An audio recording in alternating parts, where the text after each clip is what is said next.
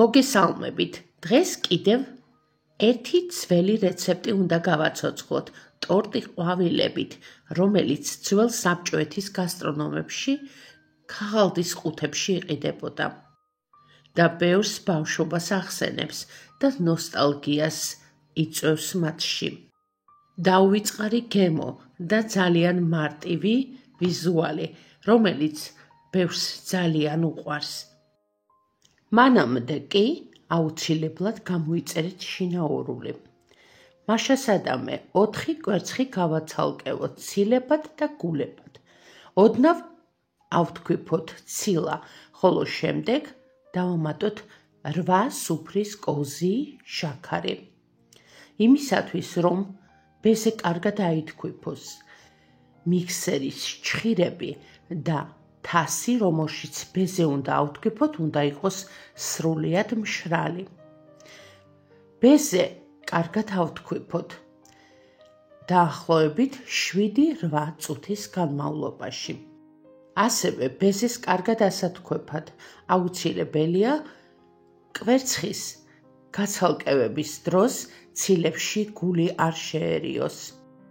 კვერცხის ტემპერატურას არ აქვს მნიშვნელობა, შეგიძლიათ ოთახის ტემპერატურის ან უბრალოდ მაცივრიდან გამოტანისთანავე დაიწყოთ მისი მომზადება. ბეზე ავთქვიფეთ. ამჯერად 4 კვერცხის გულს დავუმატოთ 4 სუფრის კოზი შაქარი და დავიწყოთ კვერცხის გულების ათქვეფა. აუცილებელია კვერცხის გულები აითქვიფოს კარგად, რომ ბისკვიტი ძალიან ფაფუკი და სურნელოვანი გამოვიდეს. კვერცხის გულების კარგად ავთქვიფეთ. ბეზე პორციებად დავამატოთ ათქვეფილ კვერცხის გულებში და ასეთი მოძრაობით ქვემოდან ზემოთ კარგად ავურიოთ ერთმანეთში. როცა ბეზეს გულებში ბოლომდე კარგად ამოვურევთ, შეგიძლიათ აქვე დაამატოთ 1 ვანილი და ახალ გაცრილი 120 გრამი ფქვილიც აქვე დავამატოთ. და იგივე მოძრაობით ქვემოდან ზემოთ ფქვილი კარგად გავხსნათ მასაში.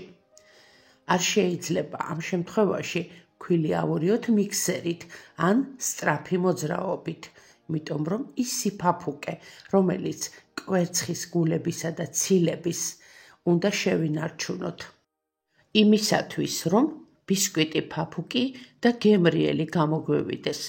22 სანტიმეტრის დიამეტრის ფორმაში გადავანაწილოთ ჩვენი ბისკვიტის ცომი და შევდგათ წინასწარ გახურებულ ღუმელში 175 გრადუსზე და გამოვაცხოთ ღუმელის კარის გაღების გარეშე. დაახლოებით 35-40 წუთში უკვე მზად იქნება ბისკვიტი. შევაგრილოთ ფორმაშივე და შემდეგ ამოვიღოთ, მოვაშოროთ ქაღალდი და გავაცივოთ. როცა ბისკვიტი გაცივდება, ჯერ გადავაჭრათ ქუდი, ხოლო შემდეგ დარჩენილ ბისკვიტს ჭრით 3 ტოლ ნაწილად. გადაჭრილი ქუდი კი შევინახოთ დამცხვრის გვერდების მოსაყრელად. ამ ძველი რეცეპტით ბისკვიტი გამოდის არაჩვეულებრივი და თამამად შეგიძლიათ სხვა დესერტებშიც გამოიყენოთ. ახლა კი დროა მოვამზადოთ უფაფუკესი და უგემრიელესი კრემი. 200 გრამი რბილი კარაქი კარგად აოთქვიფოთ. კრემისებრი მასის მიღებამდე. ამ შემთხვევაშიც კრემი რომ კარგი გამოგვევიდეს, აუცილებელია რომ ჯამი იყოს სუფთა, როგორც მიქსერის ჩხირები და პორციებად შევათქვიფოთ 1 კილა ოთახის ტემპერატურის შესქელებული რძე. როცა შესქელებული რძე და კარაქი ერთმანეთში კარგად აირევა, კრემი იმ ძველი რეცეპტით უკვე მზად არის. ბისკვიტის და კრემის რეცეპტიც არის იმ ძველი ტორტის ზუსტი ანალოგი, ამიტომ თუ გინდათ რომ ის ძველი გემო იგრძნოთ, ზუსტი პროპორციები უნდა დაიცვათ.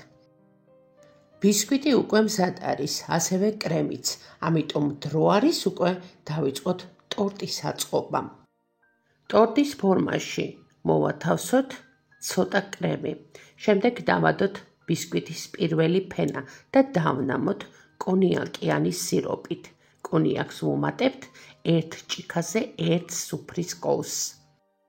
და შემდეგ წავუსვათ კრემის სქელი ფენა. დავადოთ მეორე ბისკვიტის ფენა და კვლავ დავნამოთ. ისევ წავუსვათ კრემი და ზემოდან დავადოთ ბისკვიტის მესამე ფენა. მესამე ფენა აუცილებელია იყოს ზედაპირიანი, რომ კრემის წასმისას იყოს სრულიად სრიალა და ლამაზი. ფენების დაკრემის შემდეგ დავკრემოთ ტორტი გვერდებზეც და მოვაყაროთ ბისკვიტის ქუდის გადანაჭრელი ნაფხვენები. ხოლო გვერდებზე ნაფხვენების მოყრის შემდეგ ვაფორმებთ ტორტს ზუსტად ისე, როგორც ამას საბჭოეთის პერიოდში აკეთებდნენ. ტორტი ირგვლივ გავაფორმოთ აი ესე, როგორც ეს იყო ძველად, ხოლო კრემის ერთი ნაწილი შევღებოთ მწვანედ, მეორე ნაწილი კი წითლად და ზემოდან გავაკეთოთ მწვანე ყვავილის ტოტები, ხოლო ტოტებზე ზემოდან გავუკეთოთ ყვავილები და მწვანე კრემით ისევ გავაფორმოთ მწვანე ფოთლებით. იმ ძველებურ ტორტზე ყვავილების გარდა იდო რამდენიმე მარმელადიც, რომელიც მეც დავადე. მარმელადის რეცეპტიც არის შინაურულზე. ზუსტად ასეთი ვიზუალით იყო ეს ძველებური ტორტი. გაფორმების შემდეგ ტორტი შევდგათ 2-3 საათით მაცივარში და შემდეგ შეგვიძლია გემრიელად მივირთვათ. მართლაც საოცრად გემრიელი და დაუვიწყარი გემოს ტორტი ძველი რეცეპტით მზად არის, რომელიც აუცილებლად უნდა გასინჯოთ. შინაურულზე ნახავთ არაერთ ძველი რეცეპტით მომზადებულ დესერტს, ალბომში ტორტები და ნამცხრები. მათ შორის არის ნაპოლეონი, კიევური ტორტი, ტორტის ზღაპარი, პანჩო და ასე შემდეგ. აუცილებლად ნახეთ და არჩიეთ თქვენთვის სასურველი რეცეპტი. ამიტომაც აუცილებლად დარჩით შინაურულთან ერთად, რომ ნახოთ მომდევნო გაცოცხლებული ძველი რეცეპტები. დღეს ამით გემშვიდობებით. არ დაგავიწყდეთ, გამოიწერეთ შინაურული, რომ ნახოთ ყველა მარტივი რეცეპტი. მადლობა რომ გიყურეთ. მომავალ მარტივ რეცეპტამდე.